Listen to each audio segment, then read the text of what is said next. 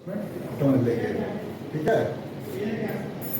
जब एक partner retire होता है, ठीक है, तो पार्टनरशिप अकाउंटिंग में, पार्टनरशिप फर्म में 7 एडजस्टमेंट्स करने पड़ते हैं। पहला होता है new profit sharing ratio and gaining ratio. New profit sharing ratio निकालने के 2 केसेज होते हैं। जब और रिमेनिंग पार्टनर के न्यू रेशियो के बारे में कुछ नहीं कहा हो तो उनका ओल्ड रेशियो ही न्यू रेशियो बन जाता है, और अगर कुछ कहा होता है रिमेनिंग पार्टनर के गेन के बारे में तो उनके ओल्ड शेयर में उनका गेन शेयर ऐड कर लेते हैं तो उनका न्यू शेयर बन जाता है। क्लियर? इसी तरह से गेनिंग के केस में भी 2 केसेज होते हैं।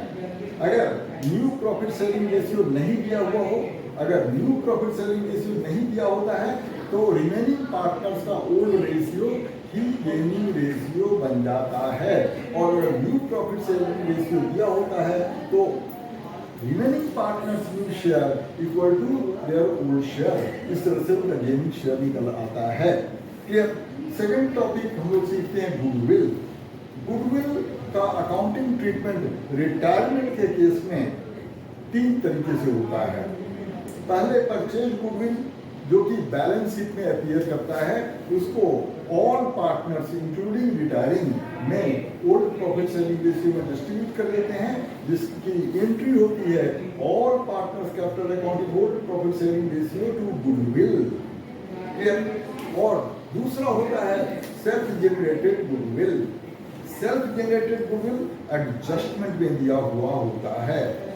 ठीक, जो सेल्फ जनरेटेड गुडविल होता है उसका अकाउंटिंग ट्रीटमेंट करते हैं गेनिंग पार्टनर या रिमेनिंग पार्टनर। ये जरूरी नहीं है कि सारे के सारे रिमेनिंग पार्टनर गेनिंग पार्टनर हो, ध्यान रखेंगे गेनिंग पार्टनर को डेबिट करना है। क्लियर? ये नहीं रिटायरिंग पार्टनर को, सारे रिमेनिंग पार्टनर गेनिंग पार्टनर होंगे ऐसा नहीं है। तो एंट्री क्या होगी? Gaining partners capital account debit to retiring partners capital account. यहाँ रिटायरिंग पार्टनर इनका करेंट अकाउंट को भी डेबिट कर सकते हैं, कैपिटल अकाउंट को भी डेबिट कर सकते हैं, जैसा क्वेश्चन में इंफॉर्मेशन हो वैसा करेंगे। थर्ड है हिडन गुडविल। अब हिडन गुडविल हम लोग सेकंड चैप्टर में वैल्यूएशन ऑफ गुडविल में नहीं सीखते हैं। एडमिशन के केस में अलग से सीखा, रिटायरमेंट के केस में हिडन गुडविल का निकालने का फॉर्मूला अलग होता है। बोर्ड में इसके ऊपर 2-3 मार्कर क्वेश्चन दे दिए हैं। तो रिटायरमेंट के केस में हिडन गुडविल निकालने का फॉर्मूला होता है amount paid to retiring partner minus amount due to retiring partner. वो जो अमाउंट आता है उसकी journal entry again gaining partners capital account debit to retiring partners capital account. इस तरह से गुडविल का अकाउंटिंग ट्रीटमेंट करते हैं। फिर रीवैल्यूएशन का ट्रीटमेंट चेंज इन पीएसआर के जैसा, एडमिशन के जैसा ही करते हैं। मतलब रीवैल्यूएशन अकाउंट बनाएंगे। रीवैल्यूएशन अकाउंट का और एक नाम होता है profit and loss adjustment account. इस बात को भी याद रखेंगे। अकाउंट्स के प्रैक्टिकल में ऐसे क्वेश्चन पूछ लेते हैं, कभी कभी ऐसे एमपीसी में भी आ सकते हैं, तो हमें पता होना चाहिए कि रीवैल्यूएशन अकाउंट का दूसरा नाम profit and loss adjustment account होता है। Profit and loss adjustment account या रीवैल्यूएशन अकाउंट के डेबिट साइड में decrease in value of assets and credit में increase in value of assets को लिखते हैं, और लायबिलिटी के वैल्यू के इंक्रीज को डेबिट में लिखते हैं, डिक्रीज को क्रेडिट में लिखते हैं।